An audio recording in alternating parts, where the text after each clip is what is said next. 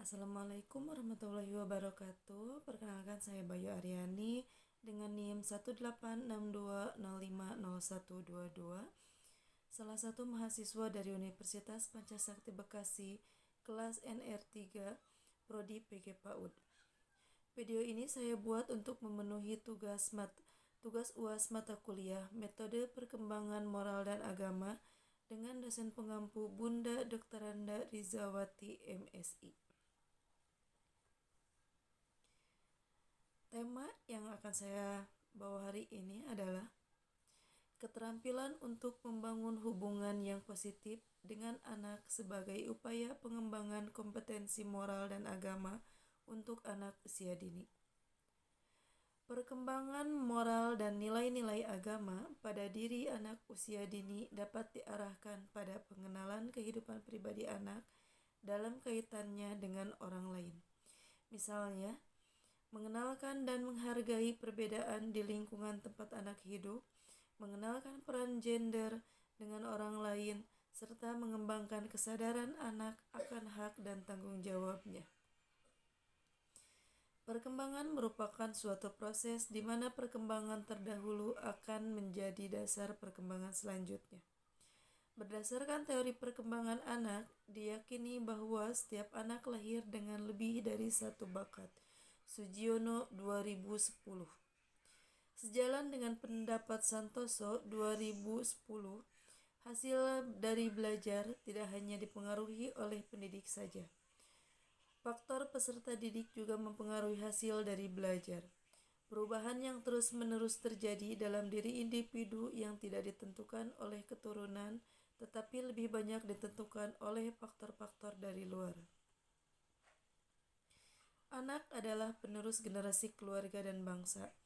Perlu mendapat pendidikan yang baik sehingga potensi-potensi dirinya dapat berkembang dengan pesat, sehingga akan tumbuh menjadi manusia yang memiliki kepribadian yang tangguh dan memiliki berbagai macam kemampuan dan keterampilan yang bermanfaat.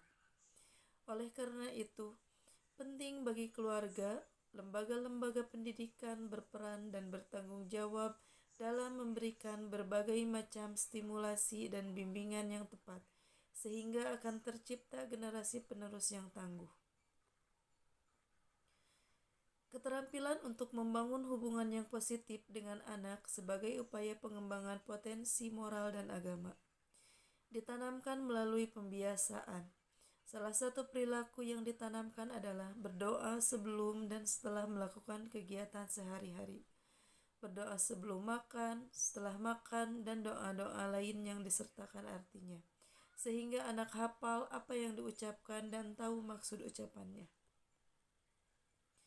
Pengenalan doa lebih bermakna apabila pendidik berusaha menghadirkan situasi nyata dalam bentuk kegiatan sehari-hari, baik di rumah maupun di sekolah. Ketika anak hendak belajar, pendidik mengajak anak berdoa yang sebelumnya dijelaskan kenapa kita harus berdoa, dan menjelaskan pula makna doa yang diucapkannya. Sehingga doa-doa yang sering diajarkan guru atau pendidik akan dimengerti anak maksud dan makna dari doa tersebut. Proses pembelajaran tersebut ditanamkan secara terus-menerus melalui pembiasaan anak secara langsung ketika akan melakukan suatu kegiatan. Diharapkan bacaan doa tersebut akan semakin menginternal dalam diri anak dan akan membawa pengaruh dalam perilaku anak sehari-hari.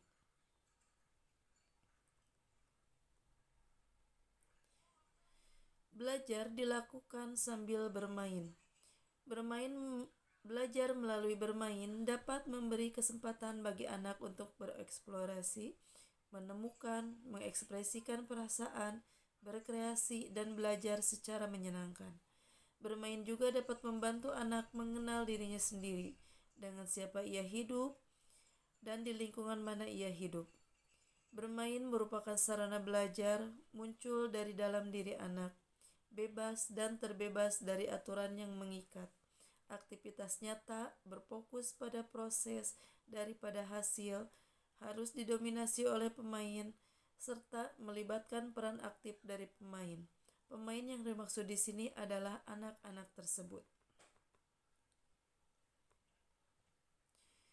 Nilai agama dan moral yang ditanamkan pada anak usia dini antara lain menanamkan anak-anak agar menyembah Allah dan berbakti kepada kedua orang tua, mengajak anak untuk melakukan sholat sejak usia dini dan membiasakan anak untuk berbuat baik, membiasakan anak untuk saling tolong-menolong, mendidik anak dengan 3 perkara, mencintai nabimu, mencintai keluarganya, dan membaca Al-Quran. Menanamkan nilai sosial pada anak agar gemar bersedekah, mengajarkan anak agar mereka suka bersikap lemah lembut, membiasakan anak agar jangan suka berdusta, mengajarkan anak agar jangan suka marah, membiasakan anak agar saling menyayangi antar sesama muslim, membiasakan anak untuk berolahraga dan bermain bersama.